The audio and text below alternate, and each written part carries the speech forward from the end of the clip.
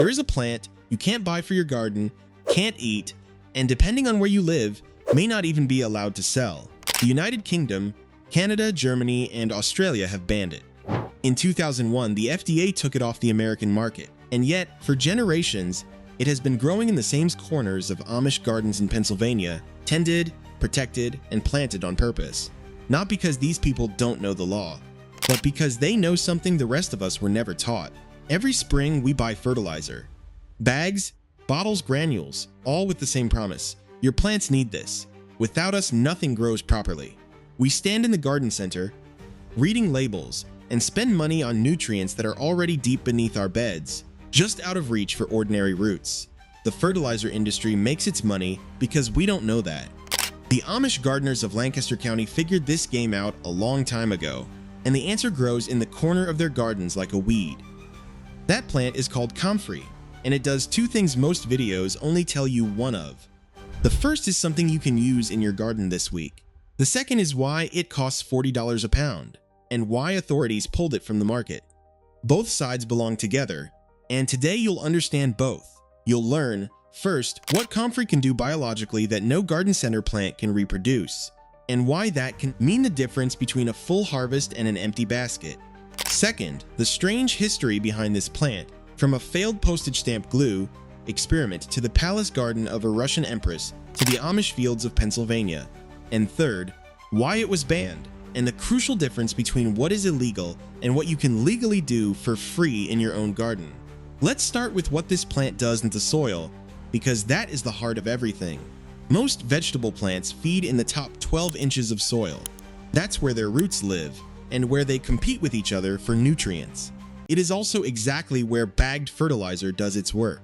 It feeds the upper layer, where the demand is, and it has to be bought again every year. Comfrey plays a different game. Its taproot drives straight down, well over 3 feet deep, into layers of soil that ordinary vegetable roots can't reach at all.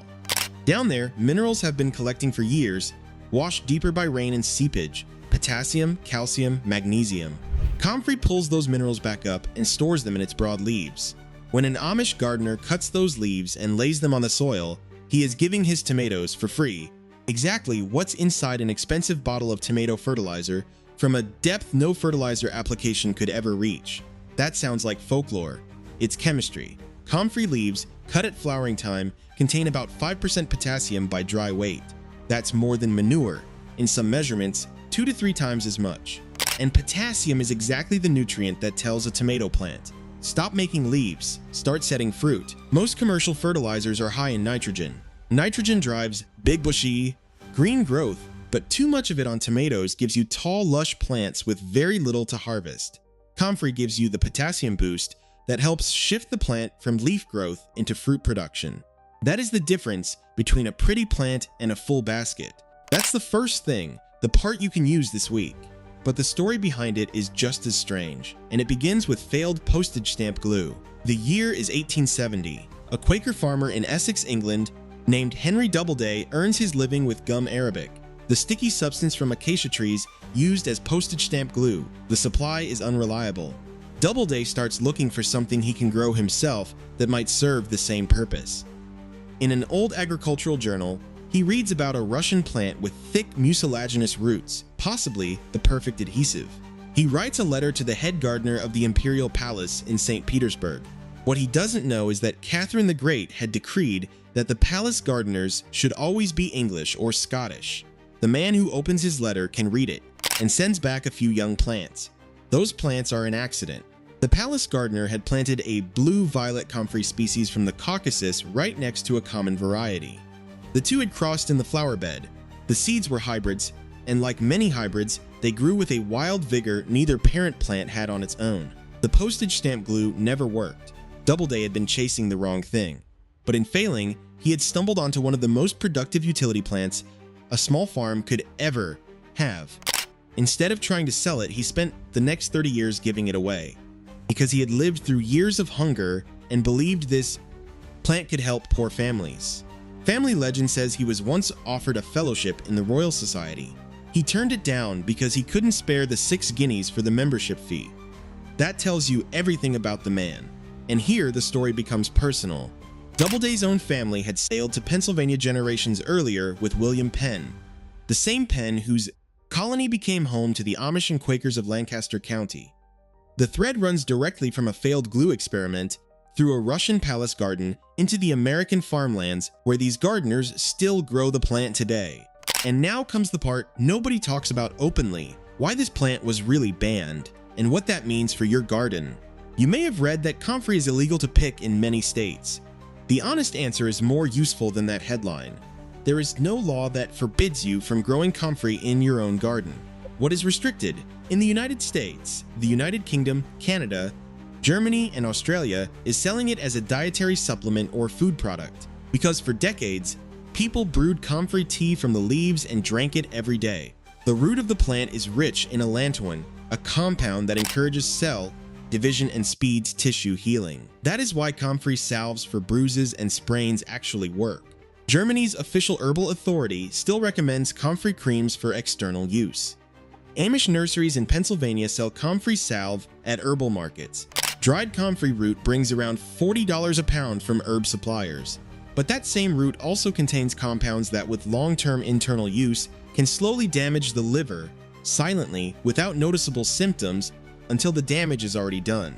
In 2001, the FDA ordered all comfrey dietary supplements off the American market.